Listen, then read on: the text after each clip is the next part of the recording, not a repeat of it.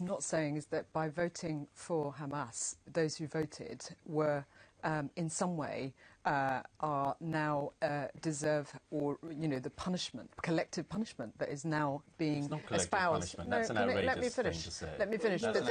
What's up, YouTube? Hope you guys are feeling good. My name is Elaru, and today I'm back with a new amazing video that I want to check out with you guys. This is called That's Nonsense. Douglas Murray calmly dismantles Muslim women on BBC. Douglas is on fire. Guys, I can tell this is going to be a tough one, but you know how it goes. We sit back, we relax, we talk less, and we react more. Let's check this out. Douglas Murray is at it again. This time, he schools a Muslim Hamas sympathizer on the reality of the Israel-Palestine conflict. Douglas Murray did not hold back. Watch. Rushanara Ali, what is it that Hamas wants to achieve? I mean, what is it? I mean, Trevor Phillips says that people voted for Hamas as opposed to Fatah, to the Palestinian Authority in the West Bank. They voted for Hamas knowing that they would be much more hardline. So what is it that they want? I hope what Trevor's not saying is that by voting for Hamas, those who voted were in some way are now deserve, or the punishment, collective punishment that is now being espoused. No, that's an outrageous thing to say. Let me finish. That's not what I'm saying at all. I very much hope not. But the point is that this cycle of violence is going on and on.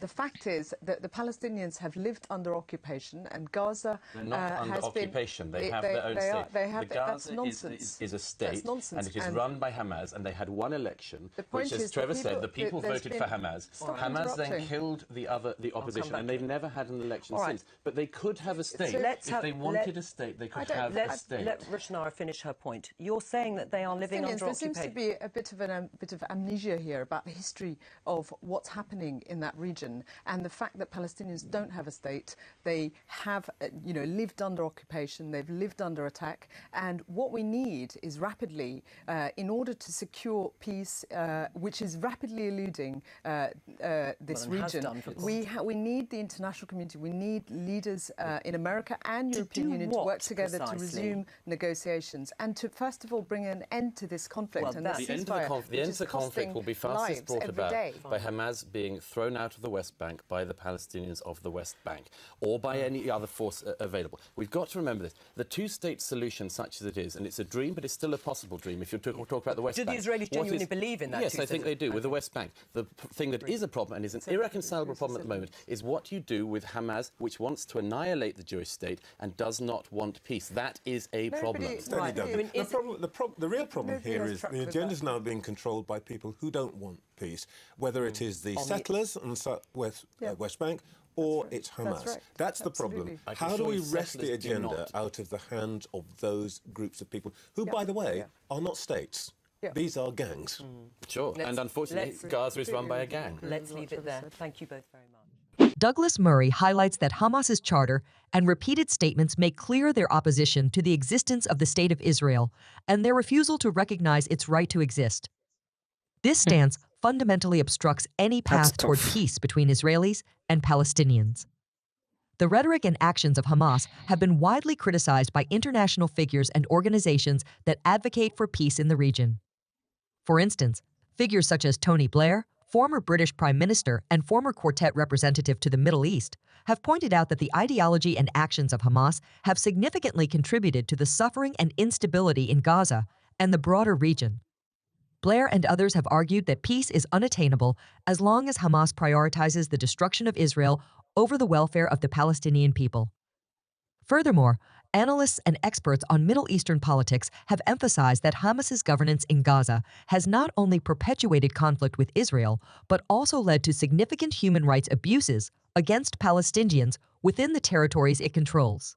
Organizations like Human Rights Watch and Amnesty International have documented cases where Hamas has suppressed dissent, restricted the freedoms of Gaza's residents, and used civilian areas for military purposes, thereby endangering its own population.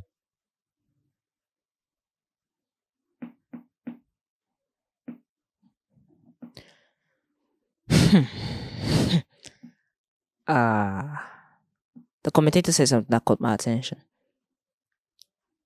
She said, Douglas said that this entire Israeli-Palestine conflict arises from the fact that the Palestinians don't believe Israelis have a right to exist. If that's truly the case, then as she said, how can they have peace? This conflict has been going on for years. The bloodshed is over the top. All for what? Territory.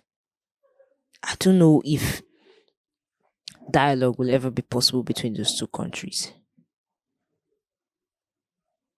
But this, their argument, their fight is blowing out of proportion. I mean, the whole world is focused on it, waiting for when the next bomb will drop, waiting for the next body count. It's appalling. And quite hurtful for the families involved. Something should be done, and done fast, concerning this conflict. They should, I don't know, come to mutual agreement or something. But something should really be done over this conflict, because if it hasn't gotten out of hand already, then it's seriously getting out of hand.